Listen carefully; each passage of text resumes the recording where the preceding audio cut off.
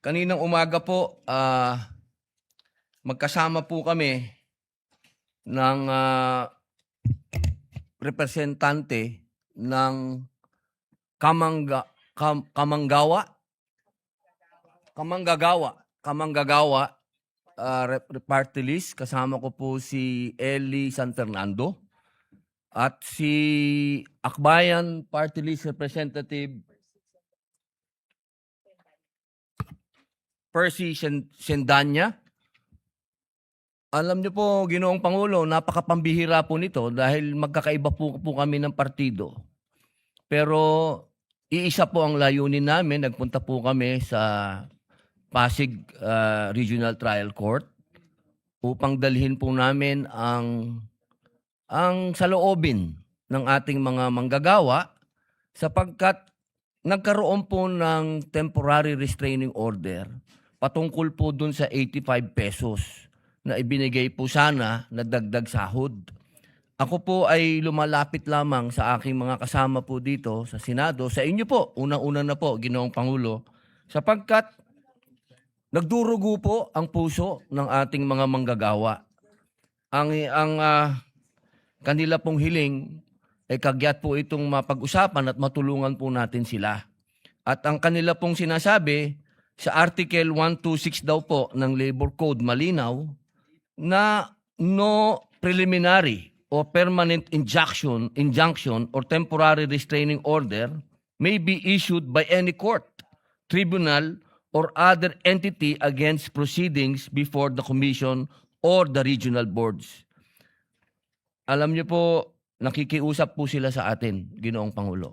Yun lamang po, maiksi lang po ito na gusto ko lamang pong sabihin sa ating mga kasama, makakahiwalay po kami ng partido, ha? Hindi po kami makakasundo pag pinag-usapan ng politika. Pero pagka usapin po ng mga manggagawa, magkasama po kami nagmarcha kanina. Maraming salamat po. Maraming salamat, Senator Robin. In fact, nung 19 Congress, sa pangunguna po ni Senate President Mick Zubiri, ang Senado po ay nag-aproba ng 100 peso legislated minimum wage. Hindi lang, unfortunately, hindi lang ho tayo nagkaroon ng counterpart bill. Pero ang Senado po, na-aprobahan ho yun. No? At doon po natin makikita yung malasakit po ng Senado sa ating mga manggagawa. Mr. President, pwede kong dagdagan ang manifestasyon ng ating kasamahan na Senator Robin Hood Padilla. Unang-una, nagsasaludo po ako sa kanya sa paglabas nitong issue na to dito sa plenaryo ng Senado. I totally support his push na mawala itong temporary restraining order dito sa wage board decision na pagtaas o pag-akyat ng ating sweldo ng ating mga manggagawa from 285 pesos per day.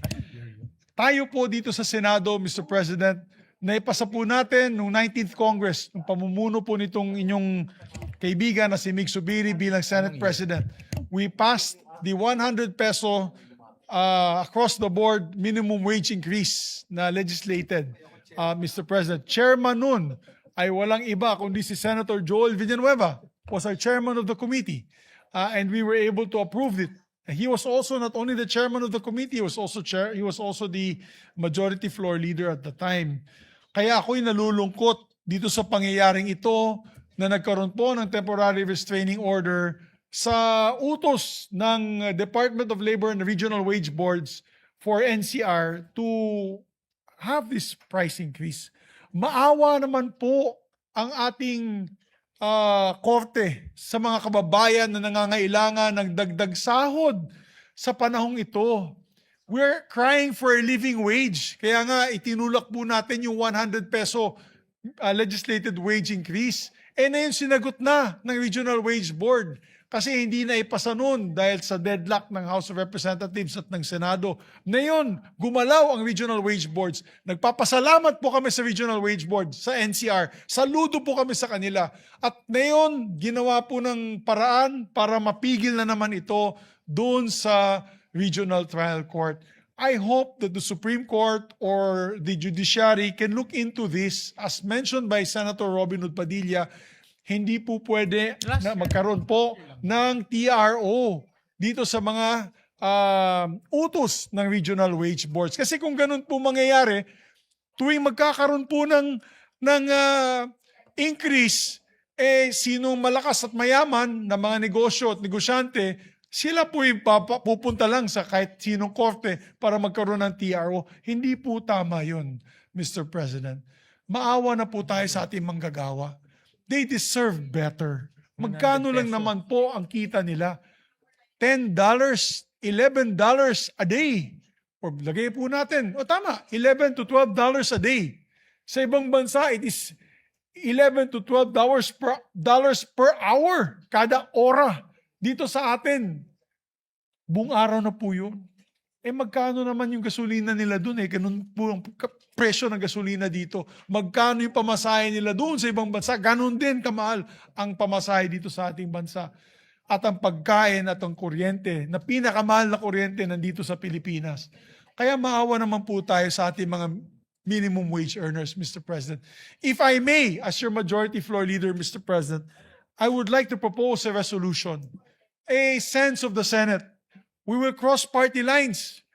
Senator Robin Hood Padilla will lead the minority signature gathering, and we will lead the majority signature gathering to appeal to the judiciary to put a halt to the temporary restraining order para makapaginhawa naman natin mga kababayan na manggagawa.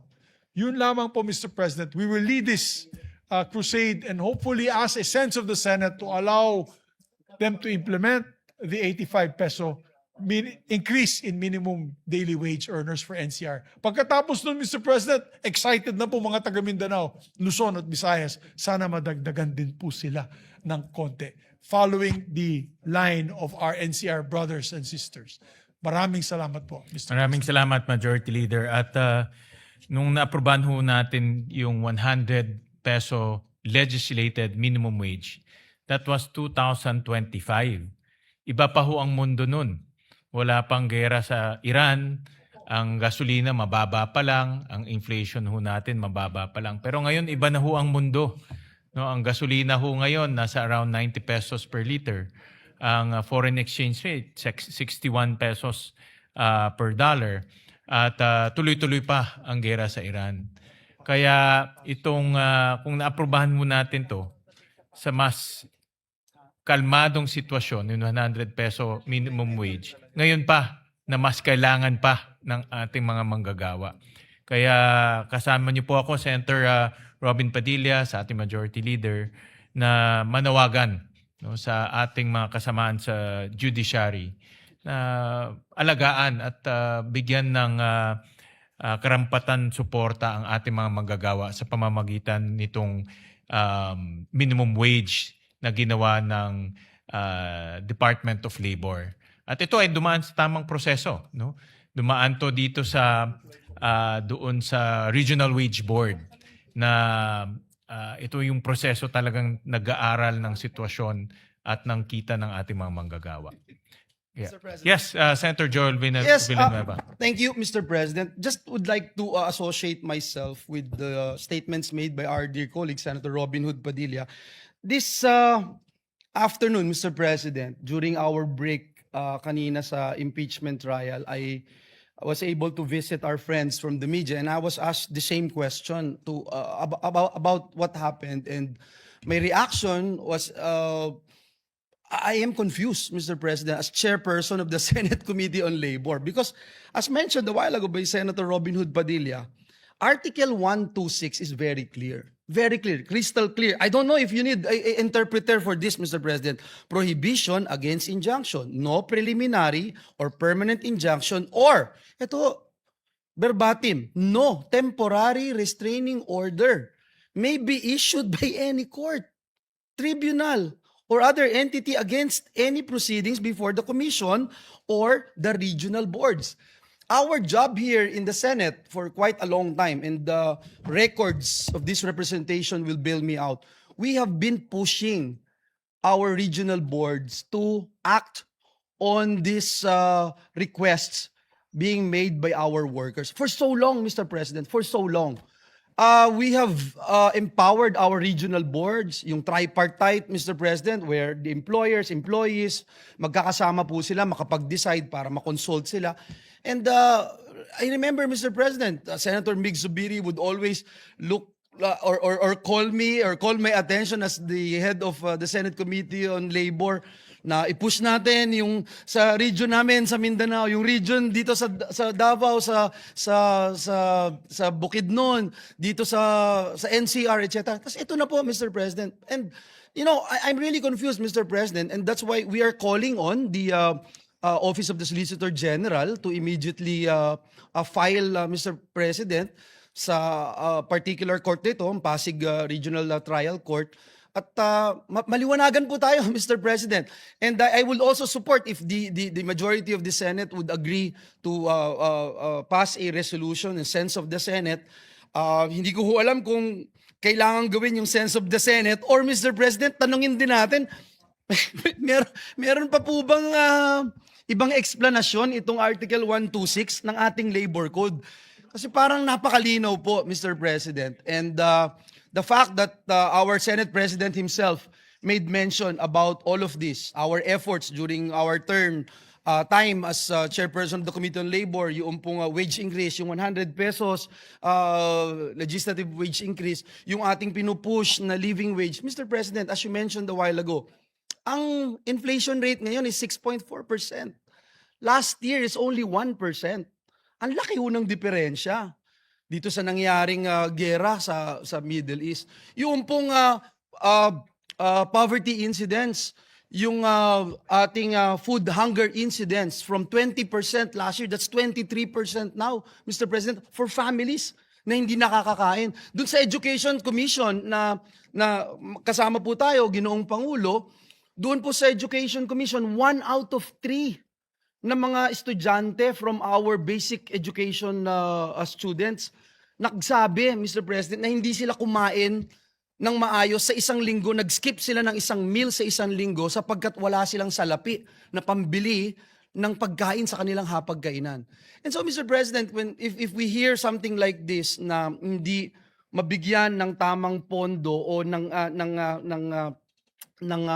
pagtaas ng sahod ng ating mga manggagawa, lalong-lalo na, Mr. President, yung mga naghihikahos at walang ibang iniisip araw-araw kung hindi yung mga pamilya, anak po nila na kanilang papakainin araw-araw, malaking bagay po ito na nawala sa kanila. So, Mr. President, I am also joining our colleagues, Senator Robin Hood, Senator Mig Zubiri, and I think all of us, we have been talking about this, Mr. President, during the impeachment trial. Kami ni Senator Kiko kanina, Senator Risa Ontiveros, Senator Amy, we have been talking about this. What is going on? So, Mr. President, I hope and pray that maresolbahan agad itong nangyayaring ito at higit sa lahat, mabigyan natin kaagad ng tulong ang mga naghihikahos nating manggagawa. Maraming salamat po, Ginoong Pangulo. Maraming salamat, dear colleagues. Maraming salamat, Senator Thank you very much. Joel, sa Thank you. intervention. Siya po yung majority leader natin, pinasa po ng ating panukala. And we'd like to also put on record, Senator Jinggoy also sponsored a measure in the last Congress. Correct. Yes. Together with Senator Joel. We'd like to also recognize Senator Bongo, after which Senator Risa Ontiveros. Yes, we recognize the gentleman from Davao City, Senator Bongo. Salamat, Mr. President. Ako po'y nakikiisa kay Senator Robin Padilla, sa ating Majority Floor Leader, sa ating Senate President. Ito po yung matagal na nating pinaglalaban. In fact, si then Senate President Mig Zubiri ay pinaglalaban nga po yung across the board wage hike. At in fact, nag-file din po ako ng Senate Bill 175 across the board 100 pesos no na wage hike. Napakaliit po na halaga nito. At halos wala na pong halaga yung 100 pesos ngayong panahong ito. Malaking tulong na po ito sa ating mga kababayan, lalong-lalo na po yung mga manggagawa na isang kahig, isang tuka na wala pong ibang inaasahan yung araw-araw nilang kinikita. Lalong-lalo na po sa Metro Manila, sa taas po ng bilihin, sa taas po ng langis ngayon, napakaliit na po ng value ng peso. So sana po nakikiusap tayo sa lahat. Sana may sakatuparan na po itong 100 pesos. Kung hindi lang po sa Metro Manila, kundi sa buong Pilipinas.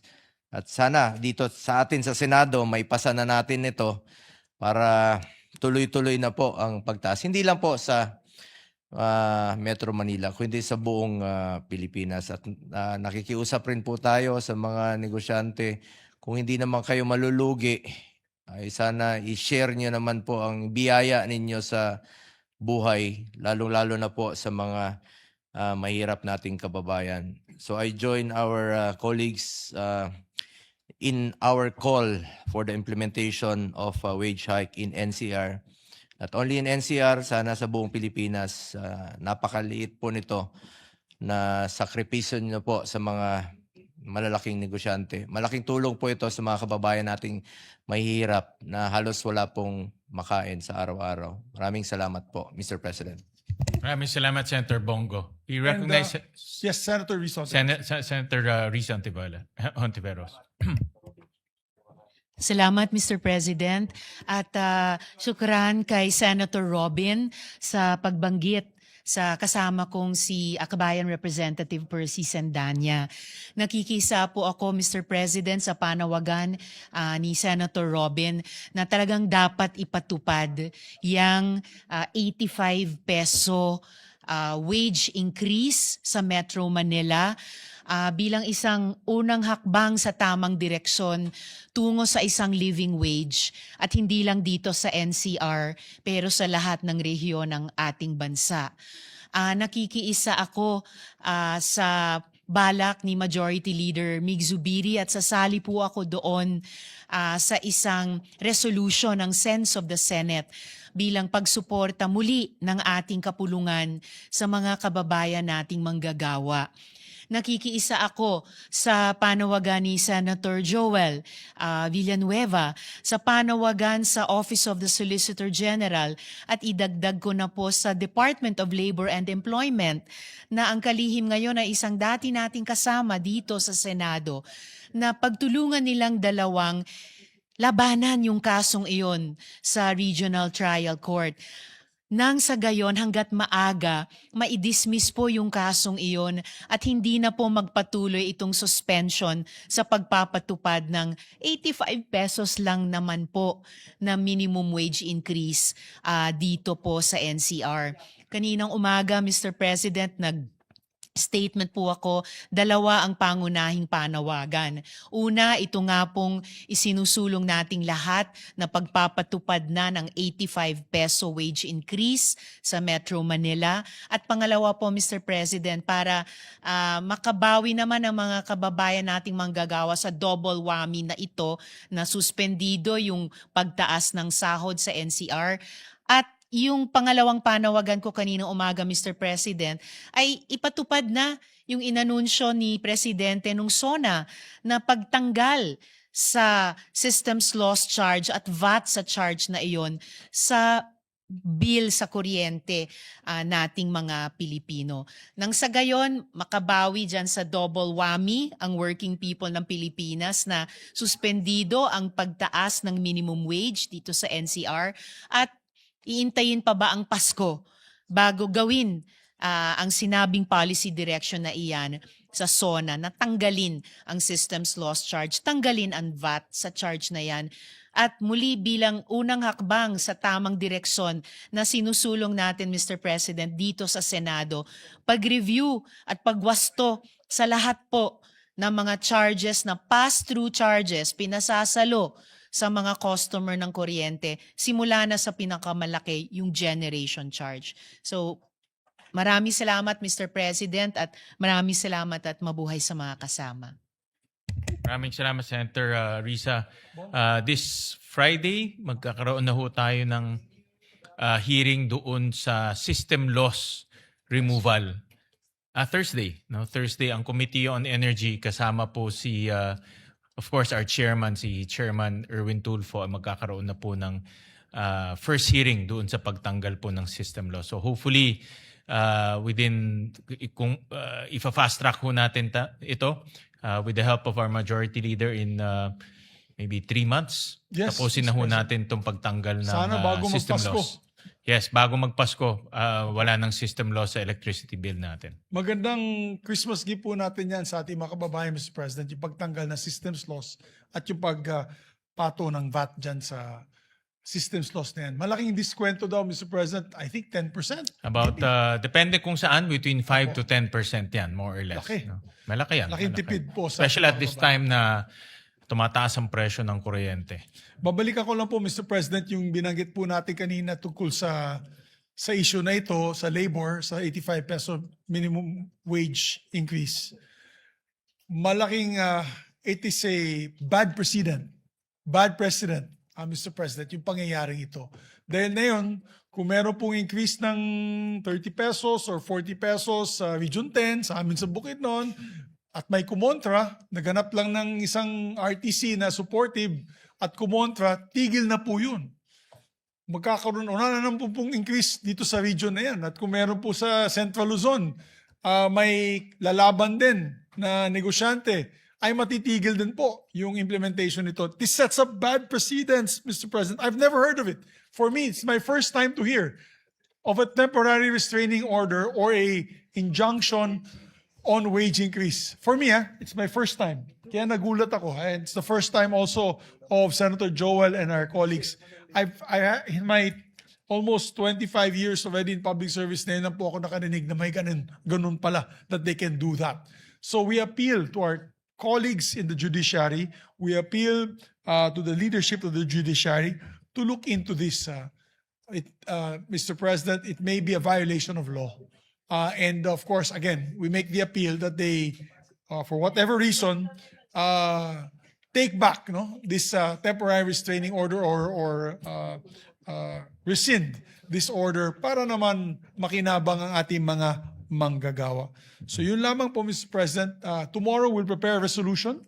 Thank you. We'll prepare a Yes. resolution, of course, signed by the Senate President and all of us members to appeal to the judiciary to act on this and rescind the order immediately. Before we adjourn, Mr. President, we have one last colleague who wants to also manifest this issue, who is also pro-labor, no other than Senator J.V. Ersin. Thank We you, recognize Majority the Leader. gentleman from San Juan, Senator J.V. Hersey. Thank you, Sir President and Majority Leader. Anyway, I fully support this measure and I will definitely sign. And as I remember, we passed this during the Senate presidency of Mig Zubiri, Senator Zubiri, the 100 peso across the board. So anything that would add up to our workers now, misery, will help. Kasi sabi nyo nga kanina, double whammy na tayo. No? Inflation is an all-time high.